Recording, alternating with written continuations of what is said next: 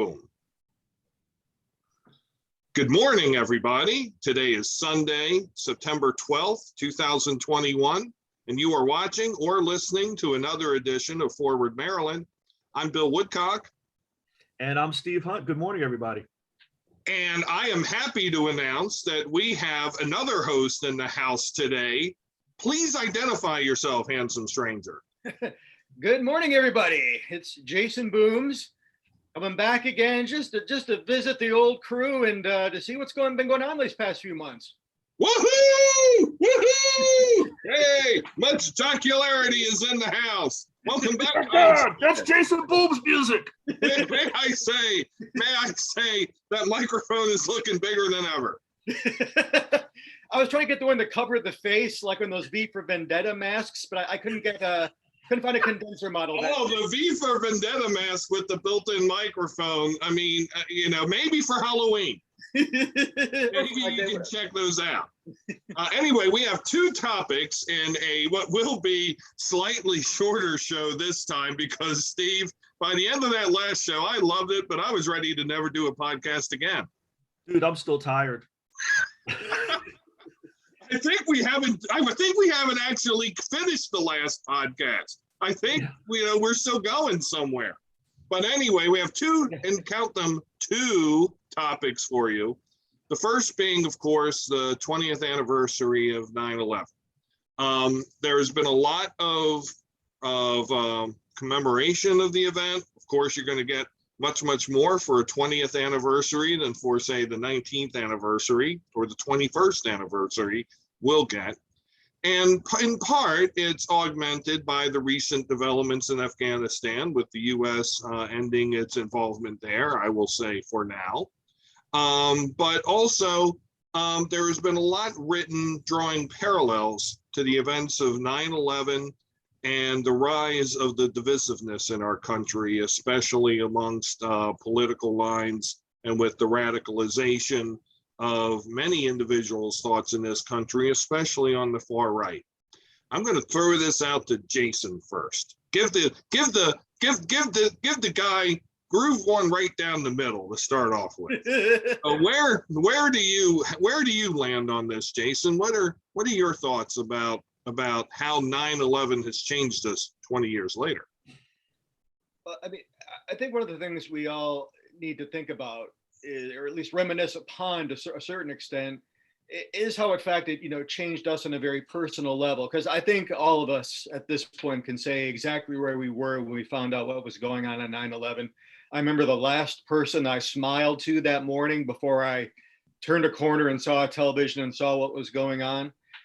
So it was transformative, and definitely on a very emotional level.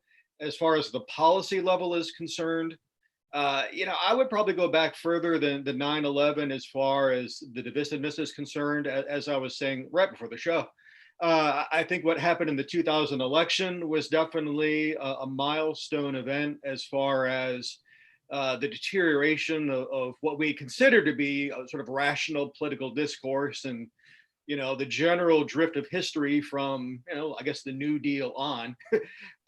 So seeing that sort of corrosion happening, it was very easy within that context to see why America would take the actions it did following 9/11.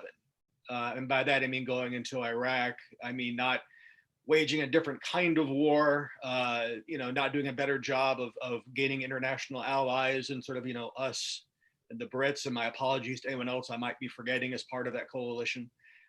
So it was traumatic on a personal level for many people, but also I think for the country, as far as, if you take a look at like Paul Johnson speaking about the end of, or Fukuyama and the end of history.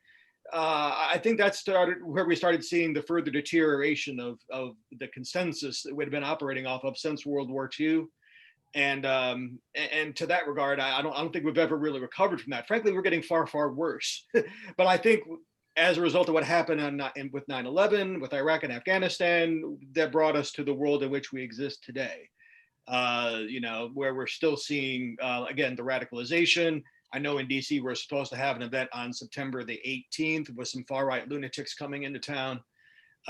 So it's, I'm not going to say they're directly related in terms of having a causal effect, but it is it is nonetheless disturbing that we somehow had found ourselves in this timeline. Very well said. As Louis Nye would say, hi ho, Steve Areno. What are your thoughts? Well, as far as 9/11, like Jason, it's very vivid in my memory. And, I won't go into all the stories I could tell, but same emotions, shock, just the idea that this could happen. If you look at the movie Flight 93, which walks through that whole ordeal of the plane that was crashed in Shanksville and how easy it was for the terrorists to get the necessary tools onto that plane on their carry-on luggage or in their carry-on luggage to pull this off. And, it's hard to imagine you could even, I was on a flight one time, accidentally had a corkscrew from a wine bottle in my carry-on, and they yanked it. So it's just hard to imagine how the world has changed, little things like that at the airport if you're a traveler. But a lot of memories, the way the news unfolded that day is one of the things that fascinates me, because there was no social media, there were no smartphones. I think I was still rocking a Nextel at that point in time. And, as people have said on TV, the first thought was a small plane accidentally ran into the World Trade Center, which, how could that happen? How could you not miss something that big? And then obviously the rest of the day unfolded. So anyway, a lot of memories that get brought back from that day, and just, again, a lot of emotions that I won't, we can do a whole show on just walking through how we all felt that day and in subsequent days. As far as the politics, I would have to go, Jason went earlier than 9/11. I would as well. And I'll give you one word that gives you a pretty good clue: feminazi. That would be one of the popular terms by one late, far from great Rush Limbaugh on his program in the 90s. I believe it's Steve Karnacki from MSNBC. It's somebody that has a book called The Red and the Blue that really talks about how things became so tribal in the 90s. And, we all are of an age that we were there when it was, Rush Limbaugh and then the descendants and the Rush Limbaugh tree, I guess you will call it, that came from there. Really, I would say you could maybe point to the Reagan years. It certainly got amped up during the Clinton years and the far right, and everything from Whitewater to Paula Jones to Monica Lewinsky. I mean, that whole conservative entertainment complex was born really in the 90s. So I think 9/11 maybe took it to another level. Certainly the wars, whatever you think of them, added to the conversation. Certainly Florida and the election of 2000. So I would not pin this on 9/11. It was a contributing factor. It certainly took things in other directions, but the smoke was already there that became the fire that led us to where we are today. Steve, before 9/11. I would say you raise a really great point. And I was just thinking about, at the time, you think about where the Republicans were in the 70s, they were in a permanent minority. They had some, quote unquote, bomb throwers and the likes of these up and coming young congressmen, such as Newt Gingrich of Georgia. Yep. But, they really needed to find ways to get into the popular culture. And in that regard, I mean, beyond, you could argue those like 700 Club shows with Pat Robertson and his politics. But, Richard Viguerie, which is a big fundraiser for the New Right, and those folks realizing we can raise all this money, but unless we get our ideas out there, it's going to be a problem. So in that way, you're absolutely dead right. I think Rush was one of the first real popularizers of that real hard right-wing point of view. And that definitely led to, I agree with the direction of the Republican Party that it took in the rest of the 90s. Well, I thank both of you for your comments. I'm going to pick up on your point, Jason, and not put it down, because my seminal event was when our family got the TV Guide one Friday evening, or one Friday mail run, and I opened up the TV Guide, and on the inside of the front cover, thank you, Walter Annenberg, was the 10-step contract with America from the Republican Party to the American people. To your point, Jason, I mean, the Republican Party was exactly where it was. There are some who say, well, Reagan's demonization of the L word, may have started all of this. I'm not so sure, because that still begat 4 years of Bush, which was less right than Reagan, although maybe not much. And then it still begat 8 years of Clinton, which was more of a center-left experiment. And, most of the Clinton agenda, for hard liberal, activists was unpalatable. But it was a more moderate themed agenda. And so here comes this coterie of right-wingers saying, no, this is socialized medicine. This is the government telling you what to do. This is not the era of big government is over. We're going to have these things. And what was it? I think maybe exactly one of those 10 items ever actually became a law, were ever actually enacted, but they all sounded good. And so that to me was the first episode that I can remember in my political lifetime of truth be damned, we're just going to say whatever the fuck. Oh, pardon my language. But and of course that's always been part of politics, but the blatancy and the unflinchingness of it. And then Steve and both of you guys, I completely agree. Everything that followed, certainly Clinton caused a lot of his own mistakes, but the Monica stuff, the Whitewater stuff, Vince Foster, all these other things that led itself to suspicion. We still were, I think, short of conspiracy theory territory, although there were like the Vince Foster was murdered goofballs, the Ron Brown was murdered goofballs, until we got to 9/11. And of course, and the Florida election didn't help either. I read, so I'm not sure I believe that 9/11 caused this latest schism as to where we are in American politics, which has now grown very wide. But I do believe it was a catalyst. What I reject, and I'm unfortunate, I unhappily say this, is a comment in a column in today's New York Times that consider 9/11 and January 6th bookends. I do not consider them bookends. I consider them steps on a continuum. And, because we do not have an exit strategy of how to get out of this. I understand the current administration is trying. I understand the current administration, part of the whole, existential threat, fight for the soul of the nation rhetoric is because of all of this that's going on. But whereas I can see some steps that have slowed all this nonsense.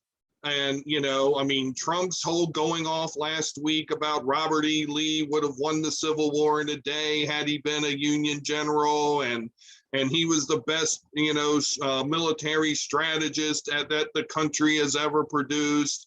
All that nonsense, thank God that didn't get a lot of coverage, nor did his announcing at the Evander Holyfield fight last night. Dude's 58, by the way. Get much play. I still don't think that, I still consider that gap as widening rather than closing. So I'm just afraid for what's to come, maybe this 9/18 event and others. Yeah, you raise a good point. And you can look at the line of right-wing terrorism, you can go very far back on that. But just think of the 90s, you had the Michigan militia, for example. You had what happened in Oklahoma City, and that those people haven't gone away. I remember one particularly scary meeting. I actually had to go present some poll data on behalf of my boss in the circle of politics I was traveling in at the time, and we gave so I delivered the results, and this guy came up to me afterwards and gave me his business card, and there was an insignia that I knew, but I couldn't quite place what it was. It was like 3 sevens in a circle. And I looked it up and I'm like, oh shit, this is a National Alliance guy that was, just, serious hard right wing intermingled with all these other just general, generic brand conservatives. And these folks are around, they're dangerous. And I don't think any of us are saying that that directly led to 9/11, given, who struck us on that day. But I think we can all agree, hopefully, that Gore, had he been elected, would have waged a smarter campaign, would have been less divisive, would have had far more international consensus behind it rather than this sort of flying off the handle. And then especially the reaction in 2002 with the Republicans, they slammed a ton of folks. I'm thinking of a former Senator Max Cleland down in Georgia, war hero, lost 3 limbs in Vietnam, but just went brutal if they didn't vote, the way the Republicans wanted them to vote. And the Republicans, of course, were originally against the Department of Homeland Security. Right. So the hypocrisy really took it to a whole new level, and the ugliness. Max Cleland was un-American. Remember that? How is what? How is that man un-American? And no, I agree with everything. And no, clearly a Gore administration would have prosecuted this war. We would have had a true coalition of the willing, not 40 military advisors from Poland counting as part of it. And you would have seen it prosecuted, I think, as an actual world war. Not necessarily a hot war, one fought through intelligence and a lot of covert means, and I'm sure it's being fought that way now. In many ways that we don't even see. But I think it would have been done smarter, more efficiently, and with certainly without the grandstanding. And let's not forget the personal family hubris of that man tried to kill my dad. Yeah, and I would agree with that. And it's interesting. I don't know if either of you saw the speech that George W. Bush made from Shanksville yesterday. It was a very good speech. As one individual said, I saw on Twitter, he clearly has a very good speech writer, and he made some really good points about. And he did connect 9/11 to 1/6. I would say that for those who are trying to canonize George W. Bush. This is the same guy who, not only did his party go after Max Cleland, look what he did to John McCain in the primaries in 2000, and some of the accusations in South Carolina. So, before we rush to, put the guy on Mount Rushmore for, having 9 good minutes, let's remember all of that. And I agree that a Gore presidency would have been radically different. And what happened in 2002 with Max Cleland, obviously the Swift voters, that carried on into 2004 with John Kerry.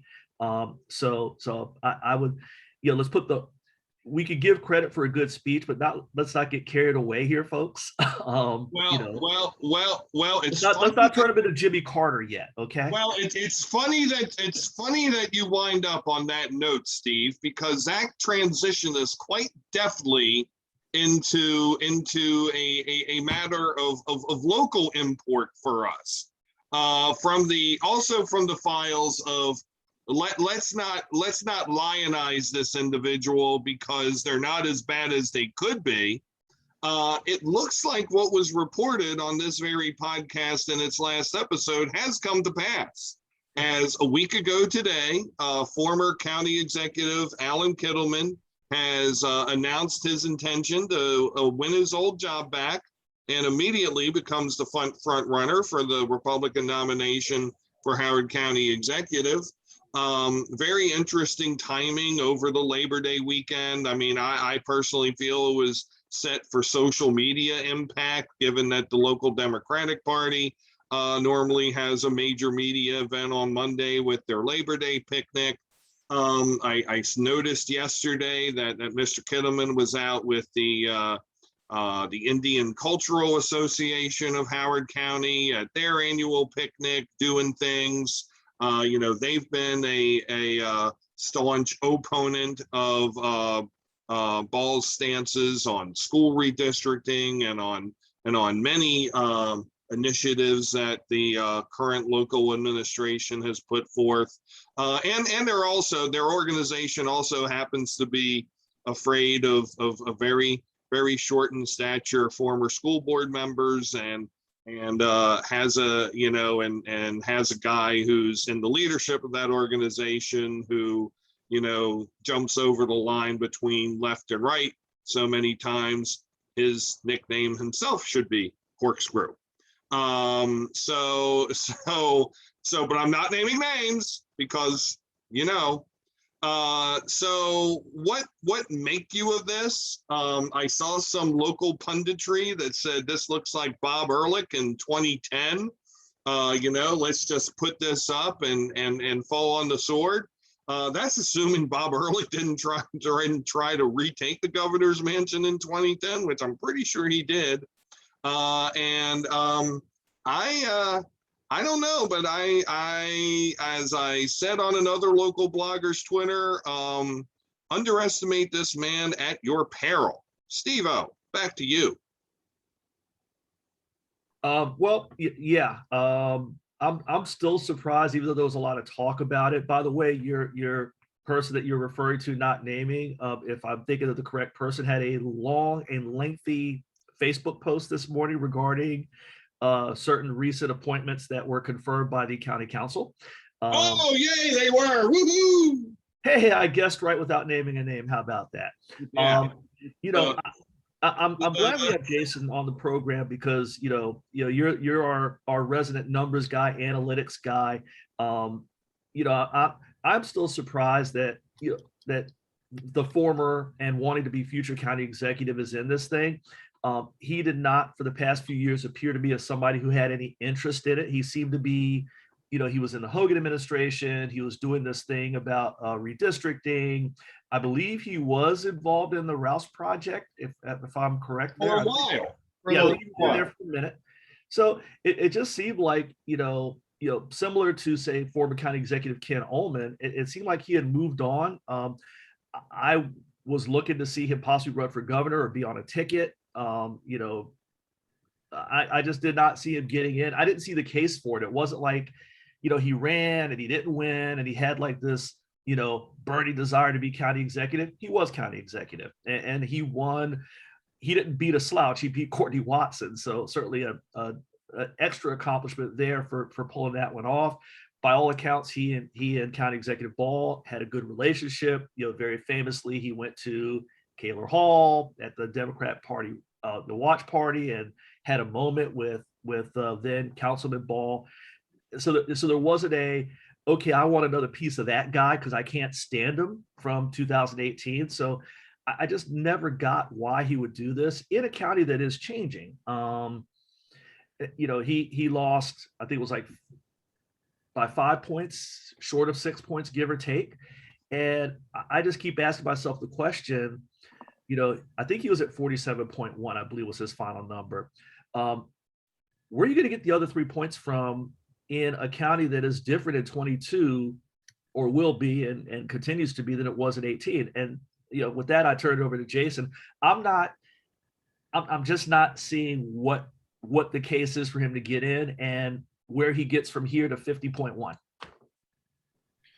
Well, when I heard the show last week, I actually started penning a response on the Kittelman Ball question, but then I'll come in anyway, and that way I can just avoid getting carpal tunnel. But I think the key, and I've seen folks talk about, oh, we've got X number of Democratic voters that are new to the county, X number of Republicans. It's a gap of 10,000, whatever. Here's what I think. And I've taken a look at the history of voting in the off presidential elections in Howard County since 2002. Number one, turnout was relatively high in 2018, which I think was largely a reaction to Democrats turning out in force against any Trumpists they could find. I expect turnout to be lower in 2022, probably closer to 60% as opposed to 67%. And I can still make the math work for a Kittelman victory. I've actually laid out exactly what messaging could lead to a Kittelman victory, which I will not share at this moment out of kindness to my friends. But if you just take a look at the percentages, if the Kittelman campaign gets 60% of the unaffiliated vote, which I believe they will, if they get 92% of the Republican vote, which is a bit of a push, but I still think it's within the realm of possibility given how hardcore the Republican base is these days. And I want to say I had, I can't recall the percentage I had for the Democrats. It might have been, oh, you know what? I had 25% of the Democrats voting Republican, which is definitely not out of the question at all, because there's a number of Democrats whose name I could cite that are have indicated varying levels of displeasure against either Calvin Ball, or they go off on some nonsense about ID politics or what have you. But there's a number of Democrats who I just don't think will vote the party line in 2022. And then you've got some folks on the left who seem rather disenamored of the county executive for whatever reason. And you occasionally see their some cut and paste posts to that effect every so often with such stirring taglines. So I think there'll be a certain amount of disaffection from the Democratic base, larger than there was last time. I don't expect Ball to do as well than he did his first time around. So if, with 26 to 27% of the Democratic vote, along with the other percentages I gave, Kittelman could win this. It'll be close. It'll be like 50.05. But I think Kittelman still has a legit shot. And this is along the lines of where I wound up in our last episode. And this is, again, the history of electoral politics for the county executive in Howard County, at least the last two elections. And going back also to the 1990 election, where it was Ecker over Bobo. If you find enough people who don't like the other person and you put them all together, you can find, and to use a term from the last segment, a coalition of the willing to get yourself over the top. And I have to say, the Republicans are better at it in this county than the Democrats are. And I'm saying that as a longtime Democrat activist. Yes, the last time I was on the Central Committee was 10 years ago. Y'all out there still love to say I'm a tool of the Democratic Party. Fine. You know what? I'll wear that shirt for a while. But I'm going to also say this. The Republicans counted the votes to get Chuck Ecker over Liz Bobo. They counted the votes to get Alan Kittelman over Courtney Watson, and they'll do it again. So now what tactics are we going to see? We're going to see, to Jason's point, depressing the vote. Steve, I hate to tell you this, but the possibility of a Republican candidate in your beloved County Council District 3 just went down to about 2% because when Alan Kittelman announced that he's running, because more District 13 votes, which means Council District 3, which means Democrat votes, are bad for his chances of success. What it might mean is that you might not see a serious Republican challenger emerge in the District 1 race because increasing the number of votes in one, which already has a contested primary election, will again hurt a Republican candidate getting elected county executive. And it will probably mean very small chance of a serious Republican candidate in District 2. What does this all sound like? Pretty much, except for the District 1 thing, a replay of the 2014 election. So to Jason's point, I think the game board tries to be set at 2014 conditions as much as possible.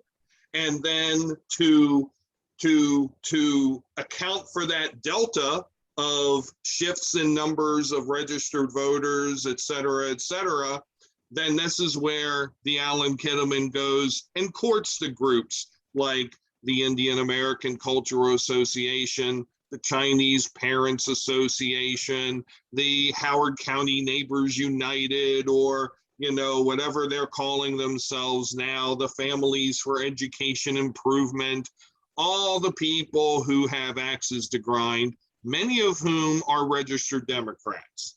And so, Jason, you put in another facet to this that I have to admit I had forgotten about, but I also see it coming, which is there is that certain amount of people who are on the left who are unhappy with the current administration because of whatever, body cameras, ICE contract,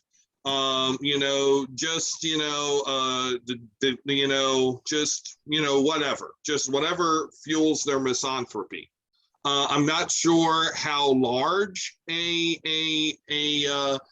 a impact that'll have. But I will also note a lot of those people also live in the southern and southeastern parts of Howard County, and also are going to work. And also, they're even sitting it out is going to work to depress turnout and depress enthusiasm in this campaign. So on the Democratic side, how do you get out of that? Turnout, turnout, turnout. If the Democratic, and how many times have we heard this before in politics, gentlemen? If the Democrats get their voters out, the Democrats win. Not so, so I would suggest, and I will also refrain from possible Republican messaging, although Jason, I bet you that a lot of what you're thinking and I'm thinking and what Steve might be thinking would probably be along similar lines. But I would suggest that for Democratic messaging, the focus is on good things done and good things that are yet to come, and on the promise of what the next 4 years can be to build upon this. Every single thing is going to be a wedge. Every single thing will be a wedge in this campaign. I noticed that in the county council's agenda last week, there was something certifying that the Howard County government would be a member of an organization that looks at racism in local governments. Oh my God. I'm not saying that we shouldn't do that. We should do that, in fact, but that's going to be a wedge issue. And I frankly foresee probably the ugliest local election I've ever saw. And I thought the 2014 county executive election was ugly. I don't think I've seen nothing yet, and I'm not happy to say that. Great point. Sorry, is that me? Is that you, Steve? That was you. Okay, all right. Sorry, part of the feedback. No, I just wanted to say, and the thing with Kittleman too is that he can run above the fray to a large extent, and he wins regardless of whether he's got a primary challenge, which actually works for him from a triangulation perspective. See, I'm not as bad as X, or he's unopposed, and then he can have his resources conserved for the general election. But you mentioned one particular Facebook organization or group, which sort of brought to mind. There was this book we used to read in policy class back in James Madison College in the early 90s. It was called Friendly Fascism, which is sort of how they thought fascism would come to America, sort of, with a smile and the flag and all that. I mean, one particular group I can think of is more along the lines of miserable prick fascism. But I don't want to get into name calling, because heaven forbid we do policy or the side of policy with mostly insults. I mean, having chart, and Bill, you're right. I mean, I literally sat down this weekend. I was bored. I had 10 minutes. I wrote down what are the Republicans going to do run against Ball in this next cycle, current cycle, but next year. And it's the only way to win is to do nasty. And I'm not betraying any trade secrets here, but I mean, that's if you want to depress turnout, if you want to frame the issue in a way that whistles every dog whistle, you can do it. And Kittleman can, try to stay a step aside of that. I still think he's going to get splattered with mud if he does do it. Which is one of the reasons why. I mean, I don't know. I was present in the hall in 2018 when he came over to shake hands with Dr. Ball, and my first thought was, well, this begins the 2022 campaign. This is the continuation of the nice guy brand, which I think to a certain extent is horseshit. But nonetheless, it's it will be a very it'll be an ugly race. There's no doubt about it. Yeah, and I would agree. And if you watched his former county executive Kittleman's announcement, interestingly enough, he did not mention Dr. Ball by name. He never uttered the words Calvin Ball. I don't even think he said the words county executive, except for to mention the office that he was running for. It definitely is a sharper message than, say, Dr. Ball's was in 2018. I remember being at that announcement, and he even took time out to say, Alan Kittleman is a good man. I mean, so he said, then County Executive Kittleman, he called him out by name and said, hey, basically, Dr. Ball's message was, he's a nice guy, he loves this county, but we could do better. I did not see that in Alan Kittleman's speech. It basically was, this guy won and he effed everything up. I mean, there was a lot of, we're now more divisive, and he called out Ellicott City, he called out schools, and he basically just said this guy effed it up and he needs to go. So definitely sharper elbows, even if they're softened up by the Kittleman nice guy veneer, which I'm with Jason on that one. It'll be interesting to see if he can sail enough above the fray to not get mud, especially if the Republican gubernatorial candidate happens to be Mr. Cox as opposed to Ms. Schultz. We know where he stands, and message to Dems: he needs to be answering for his party every day, every step of the way. This I'm not them. No, you're carrying the banner, so you're either going to throw your peeps under the bus, including our friends out in West County, or you're not, and you're going to get called on it. This is where I think Dems cannot be nice about it to say, oh, Alan's no. Yeah. You got to get after it, people. Well, I'm going to close with a few points. So I mentioned the 90s, and who gives a crap about the 90s? I'm sure there's people out there saying, you're talking about the 90s, Bill. Okay. 90s were awesome. First off, there was good music. Secondly, who was the head of the Howard County Republican Party all through the 90s? Alan Kittleman. So he's the guy who got himself elected to the council. Well, big whoop that was in 98. But before that, engineered the upset of Liz Bobo. And then also 4 years later, oversaw the only election where the Republicans have ever held a majority on the Howard County Council, and then also held the executive. So they definitely know how to win elections. Steve, at the last episode, we talked about, what would a Kittleman run for county executive represent? And I think now we know the answer. This is the last ride, and I don't know if the county charter will allow, like if for some reason he gets elected in 22, can he run for 2 terms or can he run for 1 term? I actually think he could serve for 2. I think the limit is 2 consecutive terms. Yeah. In which case, Ullman Kittleman 26. Wouldn't that be fun? Oh, Jason. I just think I may have sent Jason out. I hope not. But too many sequels. Yeah. But this is that whole crew. I mean, this is Alan Kittleman. This is Bob Flanagan. This is, Dennis Schrader's going to be, the Maryland Health Secretary, but he's still here. This is that whole cast of characters, the Warren Miller, Gail Bates, the whole bunch of them, and then the new ones, the Dave Youngmans, the Chris Oxenhams, all of these people who, many of whom have engineered and sponsored and supported some of these divisive, racist, hateful events that we have seen over the past 4 years. And there's going to be more to come. And so absolutely, to hold their feet in the fire is the thing. And the problem is that right now is different over than the 1990s, and the Democrats' advantage is that you can't hide behind a veneer anymore. To your point, Jason, there is a whole lot of veneer to this Kittleman brand. It is not proven independent leader. It is backbenching. It is backstabbing. It is falsehood after falsehood after falsehood. And what happened in 2014 were that too many people, well, frankly, too many people didn't like the Democratic nominee for whatever reason. I think there is a good bit of misogyny there, plus people were willing to look the other way at all of these other things. The Republican brand,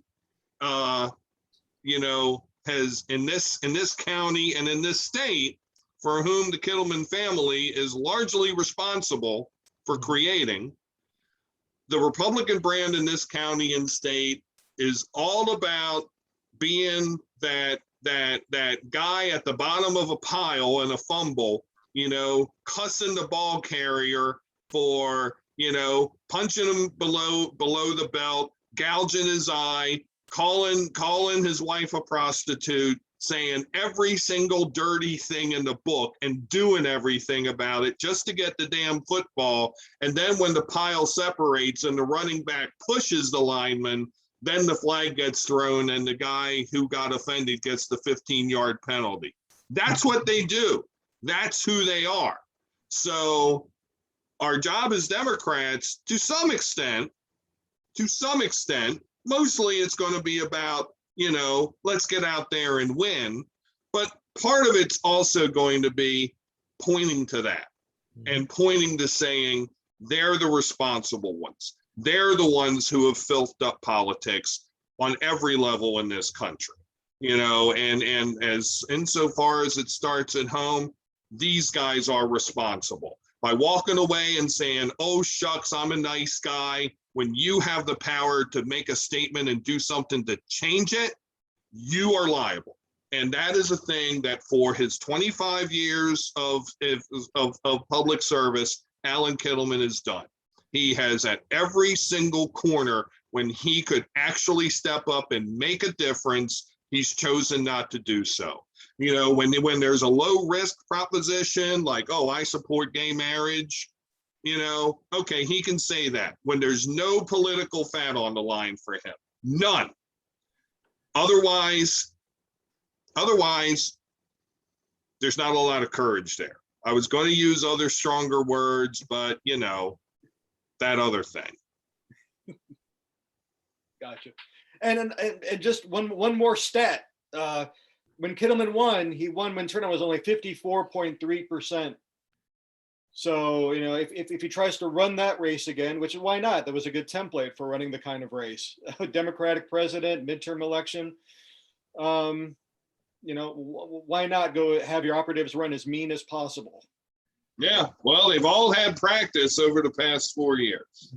Yep. So I don't know about you guys, but I feel like we have done good work on a Sunday morning. And I do believe that we have all taken the advice of our senior advisor to the Forward Maryland podcast, Malcolm McDowell, when he said, do you talk about roads and bridges?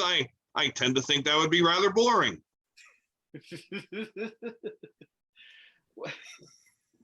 I got enough. I was trying to remember what was the Eagles song? Seven Bridges Road. We could talk about that. That'd be interesting. We could talk about that, but we haven't talked about roads and bridges. I mean, we have on occasion talked about roads and bridges. Yeah. I mean, I loved our cameo endorsement by Malcolm McDowell. It was a little unclear to me if he's ever actually been to the state of Maryland, but I will say that I appreciated his knowledge and his imprimatur nonetheless. His pronunciation of Maryland was just so such an imprimatur that he stamped upon that word. So kudos to that. Should we change it to Forward Maryland? And should we get like a font that looks like we're signing the Declaration of Independence for a logo and such? But then people might think we're coming from the other side. Yeah, and we could have a lovely conversation about Ellicott City, which hello, Gordon Ramsay, I'm talking to you. Oh God! Stop! That one restaurant, that poor guy. I'm sorry. I liked the one that closed after he was on that show. I liked that one, and I liked that guy, Jeff. Yeah, he was a good dude. I don't think that Jackson Edwin place should have closed. I liked him. I like Jeff. The other places are fine, but I like Jeff. Yeah. Jason, welcome back, sir. I hope you enjoyed it. Absolutely glad to be back. And what's the mortal lock for the day? Oh, are we prognosticating for the NFL? Okay, I didn't know we were doing that. I like Houston in 3 points. That's a good one. What do you have? I like Houston. It's Jacksonville -3. So I'm liking that one. How about you? Wait a minute, you're picking Houston over Jacksonville. Yep. Oh, My bold choice for the day. all right. I'm gonna go. Well, I'm gonna tick off maybe some of the local fans, and I'm gonna go Chargers over the football team Oh, in Landover at 1 o'clock. Ooh. you know, I like that Houston pick that Jason goes with, because look, you know, the Jacksonville Jaguars are last year's team plus Trevor Lawrence, and we know how last year's team did. So, you know, they're already down there.